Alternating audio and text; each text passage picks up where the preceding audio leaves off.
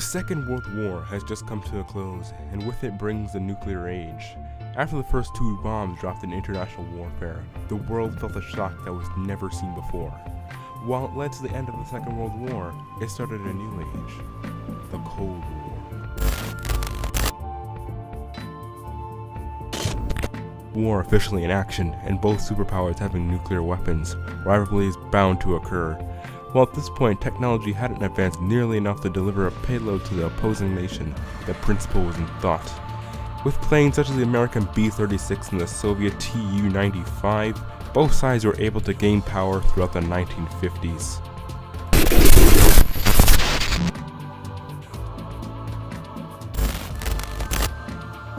The Cuban Missile Crisis of 1962, a key proponent to the principle of mutually assured destruction.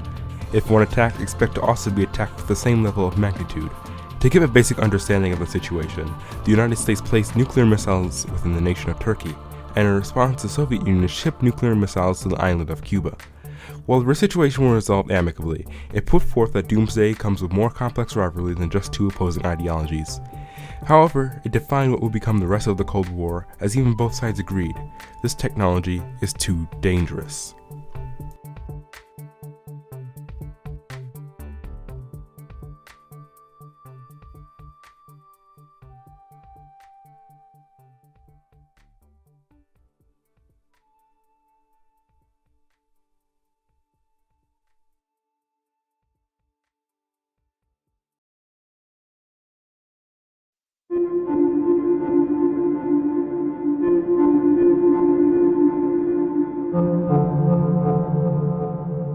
In 1958, a B-47 coming from Hunter Air Force Base was due east towards the United Kingdom when flying over Flores County in South Carolina, where a Mark 6 nuclear bomb fell onto the house of the family of Walter Gregg. As Air Force Captain Bruce Colga was instructed to lock the pin on the nuclear bomb, he accidentally released the emergency pin. Here's what the bomb radius would look like had it exploded. Fortunately, this never came to fruition as the fissile nuclear core was stored elsewhere on the aircraft, but it showed the unprecedented effects of nuclear weapons and strengthened the idea of mutually assured destruction.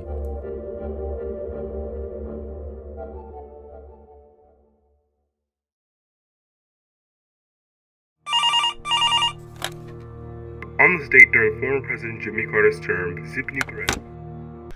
Oh wow, really? Really?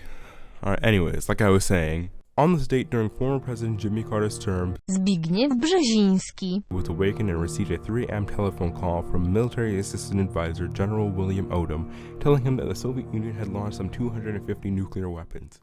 We interrupt our programming. This is a national emergency. Brzezinski knew that the president only had minutes to give a response to the supposed attack and waited on standby for a Soviet call confirming the attack. Luckily, just as Brzezinski was about to call former President Jimmy Carter, he received a call from Odom telling him that was a false alarm.